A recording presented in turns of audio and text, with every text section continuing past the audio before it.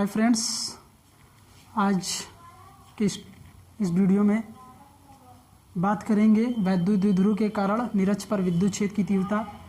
इससे पहले वाली वीडियो में हम लोगों ने अक्ष पर विद्युत क्षेत्र की तीव्रता का अध्ययन कर चुके हैं, तो आज हम लोग निरक्ष पर करेंगे। तो निरक्ष पर किस प्रकार से वैद्युत क्षेत्र की तीव्रता ज्ञात करना है, आइए देखते हैं। तो देखिए, एक द्विध्रुव आघूर्ण है।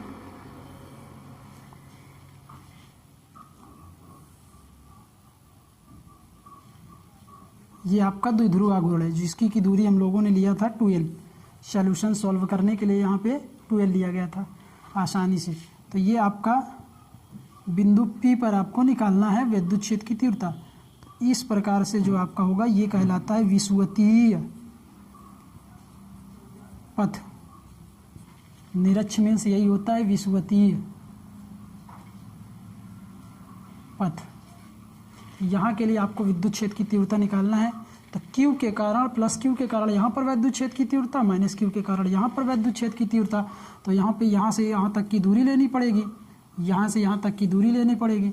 अब ये चीज़ आपको ध्यान देना है कि मैंने आपको दूसरी वाली वीडियो में बताया था कि जो प्लस Q होता है, प्लस आवेश होता है, वो प्लस से दूर जाता है। विद्युत क्षेत्र प्लस से दूर जाता है। तो यहाँ पे देखिए, प्लस Q के कारण जो विद्युत क्षेत्र की तीव्रता निकलेगी, यहाँ पर वो प्लस से दूर जाएगी। और आपको एक चीज़ और बताया था कि माइनस आवेश जब होता है तो माइनस की तरफ आता है वैद्युत क्षेत्र। किधर है? माइनस की तरफ आता है। तो ये माइनस Q के कारण जो इस पर वैद्युत क्षेत्र की तीव्रता लगेगी, वो आपकी विद्युत क्षेत्र माइनस की तरफ होगा, ये दूर जाएगा। तो अब इसका क्या करेंगे हम लोग? घटक करेंगे। तो जब घटक करेंगे तो इस प्रकार से हो जाएगा घटक। घटक किसे कहते हैं? कोई चीज़ है, वस्तु, उसको ये दो टुकड़े में बांट देते हैं तो इसको हम कहते हैं घटक। एक घटक ये, एक घटक ये। तो इस प्रकार से देखिए हम लोगों ने इसका घटक कर दिया। और जो आपको वैद्युत क्षेत्र की तीव्रता निकालनी है P पर, वो स्मॉल r दूरी पर निकालनी है। मान लेते हैं कि यदि ये थीटा कोण है तो ये भी आपका क्या होगा? थीटा कोण होगा। ये एक सदिश राशि है। सदिश राशि का एक टॉपिक है, वो आपको इधर बता दे रहा हूँ। ये आपका एक क्या है? सदिश राशि है। तो यहाँ पे थीटा कोण बना रहा है, तो थीटा की तरफ जो आपको सदिश लेना है वो आपका होता है ए कॉस थीटा, और थीटा के विपरीत में जो होता है वो आपका होता है ए साइन थीटा। तो उसी प्रकार यही लॉजिक यहाँ पे आपको लगाना है कि जो थीटा की तरफ होगा वो आपका लगेगा ई प्लस क्यू कॉस थीटा, और थीटा की तरफ ई माइनस क्यू कॉस थीटा। यहाँ पे माइनस क्यू क्यों लिया गया? क्योंकि आपका माइनस क्यू के कारण है, ये आपका प्लस क्यू के कारण है, इसलिए e plus q cos theta, e minus q sine theta. अब थीटा के विपरीत दिशा में क्या होगा?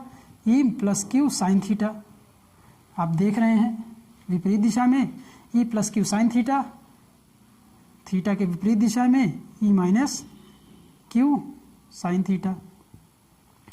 ठीक। अब इसके पश्चात देखिए आप,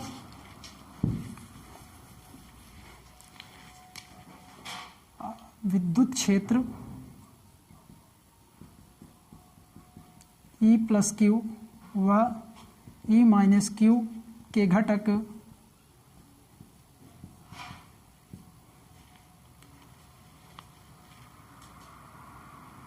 ई प्लस क्यू कॉस थीटा व ई माइनस क्यू कॉस थीटा एक ही दिशा में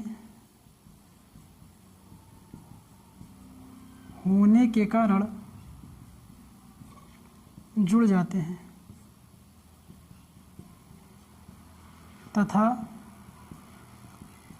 e plus q sine theta व ई माइनस क्यू साइन थीटा विपरीत दिशा में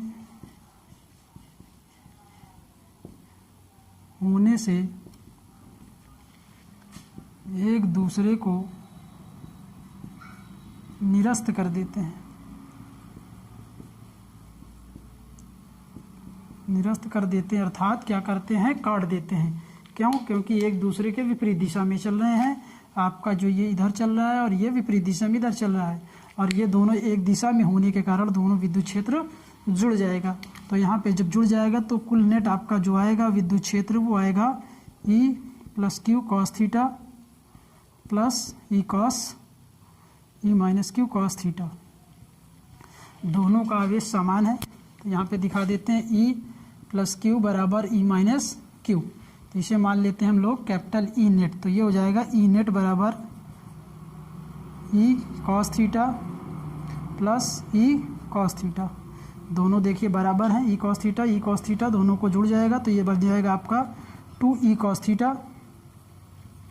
ठीक, अब इसके दूसरी वाली वीडियो में आपने देखा है कि कॉस विद्युत क्षेत्र की तीव्रता बिंदु आवेश के कारण कितनी होती है, ई बराबर 1/4 pi epsilon naught into Q upon R square. फिर उसके बाद देखिए यहाँ पे आर स्क्वायर है बिंदु आवेश के कारण, पर यहाँ पे वैद्युत द्विध्रुव के कारण, प्लस क्यू के कारण यहाँ पर, माइनस क्यू के कारण यहाँ पर। तो इन दोनों की दूरी आपको पता करना है। तो यहाँ पे इन दोनों की दूरी पता करने के लिए यहाँ पे आप देख रहे हैं 90 डिग्री का कोण बना रहा है, ये 90 डिग्री का कोण बना रहा है। अब जब यहाँ पे 90 डिग्री का कोण बनाएगा तो पाइथागोरस प्रमेय का प्रयोग करेंगे। इसको हम मान लेते हैं ए, इसको मान लेते हैं बी और ये आपका ओ हो जाएगा। तो यहाँ पे देखिए इसका मान निकालना है AP का, तो AP स्क्वायर बराबर हो जाएगा OP का स्क्वायर प्लस OA का स्क्वायर। तो यहाँ पे देखिए AP स्क्वायर बराबर हो जाएगा OP की दूरी कितनी R स्क्वायर, OA की दूरी कितनी है L क्योंकि 2L है तो हाफ हो जाएगी L स्क्वायर। तो यहाँ से देखिए ये हो जाएगा AP बराबर अंडर रूट में R square plus L square. अब यहाँ से देखिए इसी प्रकार से आपका BP भी निकल आएगा, BP भी वही दूरी हो जाएगी क्योंकि दोनों का 90 डिग्री कोण बन रहा है। ये भी आपकी दूरी हो जाएगी R प्लस L स्क्वायर और ये दूरी भी आपकी हो जाएगी R square plus L square. तो इन दोनों के लिए जो निकालना है आपको, यहाँ पे देख रहे हैं दोनों के कारण आपका दोनों का आवेश बराबर है तो दोनों की दूरी भी समान है। तो यहाँ पे हम लोग रख देंगे E बराबर 1/4 pi epsilon naught Q upon में under root R square plus L square का होल स्क्वायर। और ये स्क्वायर इस वर्गमूल को हटा देगा, खा जाएगा उसको, तो ये हो जाएगा R square plus L square. तो ये विद्युत क्षेत्र की तीव्रता उठाकर यहाँ रखना है। तो ई नेट बराबर आपका हो जाएगा 2 इंटू में 1/4 pi epsilon naught into Q upon में R square plus L square into cos theta. अब यहाँ पे आपको कॉस थीटा का मान पता करना है। तो यहाँ पे देखिए कॉस थीटा बराबर हो जाएगा, कॉस थीटा का फार्मूला होता है आधार बटे कर्ण। तो यहाँ पे देखिए कॉस थीटा बराबर हो जाएगा, आधार कहाँ है, ये है आधार हो जाएगा L कर्ण कितना है अंडर रूट में R square plus L square. देख रहे हैं आप कॉस थीटा बराबर L upon under root R square plus L square मालूम हो गया है। उठा के यहाँ पे रख दीजिए 2 इंटू में 1/4 pi epsilon naught into Q upon में R square plus L square into cos का मान रख दिया जाए L अपान में under root R square plus L square. तो यहाँ पे देखिए आप ये हो जाएगा आपका 1/4 pi epsilon naught into 2L into Q by 2Q या 2L के साथ रख दो कोई दिक्कत नहीं है। और आपका बन जाएगा 2L इंटू क्यू और ये हो जाएगा 1/R square plus L square गुणे में 1/ under root R square plus L square. तो यहाँ पे देखिए हम लोग लिख सकते हैं 1/4 pi epsilon not 2L into Q और यहाँ पे लिख सकते हैं 1/में R square plus L square गुणे 1/ में इस वर्गमूल को हम लोग लिख सकते हैं R square plus L square का होल की पावर में 1/2, क्योंकि आपका जो वर्गमूल का चिन्ह होता है उसे हम 1/2 लिख सकते हैं। तो इस प्रकार से हम लोग लिख देते हैं। तो यहाँ पे देखिए यहाँ किसके पावर में 1 है, तो यहाँ पे एक फार्मूला होता है A की पावर m गुणे में A की पावर n। तो वहाँ पे अगर बेस आपका बराबर है तो घात को क्या कर लिया जाएगा, जोड़ लिया जाएगा, A प्लस mn हो जाएगा। तो यहाँ से देखिए ये आपका बन जाएगा 4 पाई epsilon naught into 2L into Q. तो ये आपका बन जाएगा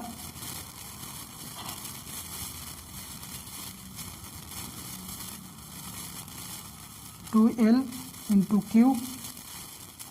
तो ये बन जाएगा आपका 1 में बेस बराबर है, घातों को क्या कर लेंगे, जोड़ लेंगे। तो R square plus L square का 1 प्लस 1/2 जोड़ देंगे। अब यहाँ तक नोट कर लीजिए, फिर उसके बाद क्योंकि मैं इसको रब कर दूंगा, फिर आगे टॉपिक पर लेकर चलते हैं।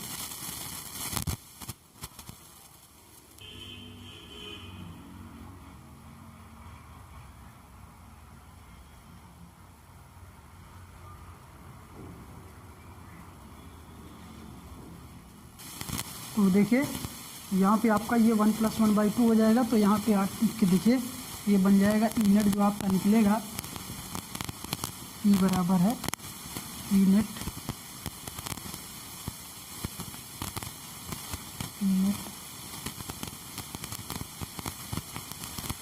यहाँ से देखिए आपका ई बराबर हो जाएगा 1/4πε0 और इंटू में 2L ही है इंटू क्यू भी है।